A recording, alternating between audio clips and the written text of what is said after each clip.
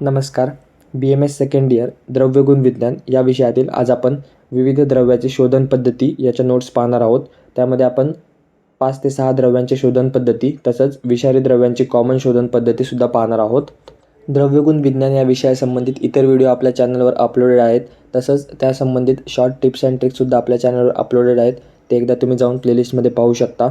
तसंच जर तुम्हाला इतर कोणत्याही विषयाच्या कोणत्याही टॉपिक संबंधित नोट्स पाहिजे असेल तर तुम्ही व्हिडिओवर कमेंट करू शकता. तर एक शोधन पद्धती पाहूयात. सुरुवातीला वत्सनाभचं शोधन. त्याच्यात 2 मेथड सांगितलेले आहेत. त्यातली पहिली मेथड आहे वत्सनाभचे लहान तुकडे घ्यावे, त्यास मृत्तिका पात्रामध्ये गोमूत्रासोबत ठेवावे, उन्हात ठेवावे. त्यानंतर गोमूत्र रोज बदलणे, कोष्ण जलाने ते धुवून घ्यावे आणि त्याला वाळवणे. अशा प्रकारे वत्सनाभ शुद्ध होतं. दुसरी प्रोसेस आहे वत्सनाभ. त्याला डोल्या यंत्रामध्ये गोमूत्रामध्ये 3 प्रहर स्वेदन द्यावं आणि नंतर त्यास गरम पाण्याने धुवावे. वत्सनाभ शुद्ध होतं. सेम फक्त गोमूत्राच्या जागी जर आपण गोदुग्ध किंवा बकरीचं दुग्धसुद्धा वापरू शकतो. दुसरा आहे कुचला. कुचलाच्या बिया घ्याव्या, त्यास डोला यंत्रामध्ये कांजीमध्ये 2 प्रहर स्वेदन करावं. त्यानंतर त्यास धुवून उन्हात वाळवावे आणि मग तुपात भाजून घ्यावं. अशा प्रकारे कुचलाच्या बिया शुद्ध होतात. नेक्स्ट आहे अहिफेन.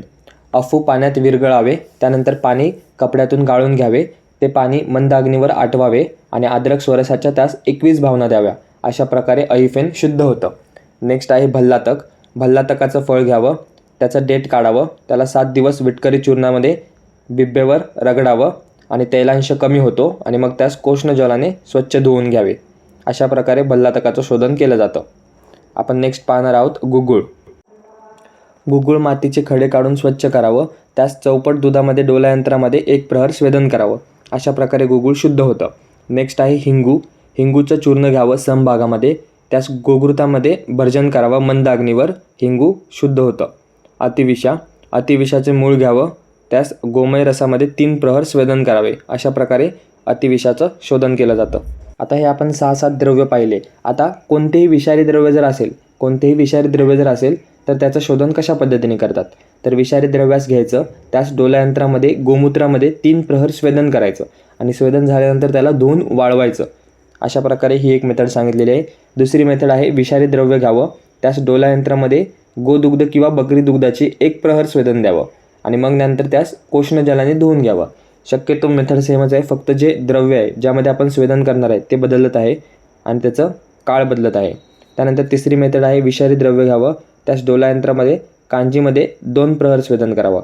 तर तुम्ही इथं पाहू शकता की 3 मेथड आहेत. फक्त 3 मेथडमध्ये काय बदलते, त्याचा मीडिया बदलतोय. जसं मीडियम आहे म्हणजे जो आपण ज्या लिक्विडच्या साह्याने आपण स्वेदन देणार आहे ते फक्त बदलत आहे आणि त्याचा काल बदलत आहे. तर तुम्ही एवढंच लक्षात ठेवा की विषारी द्रव्य आला तर आपल्याला डोला यंत्रामध्ये कशा ना कशाच्या साह्याने स्वेदन करायचं आहे आणि किती प्रहर करायचं आहे तेवढं एक लक्षात ठेवा. मग तुमच्या तिन्ही मेथड लक्षात राहतील. तर ह्या होत्या विविध द्रव्याच्या शोधन पद्धतीच्या नोट्स. व्हिडिओ आवडले असल्यास चॅनलला सबस्क्राईब करा, व्हिडिओला लाईक करा. भेटूया अशाच एका नवीन व्हिडिओमध्ये नवीन टॉपिकसोबत. धन्यवाद. So guys, subscribe Ayurveda Essence for more such videos. You will get all handwritten notes here.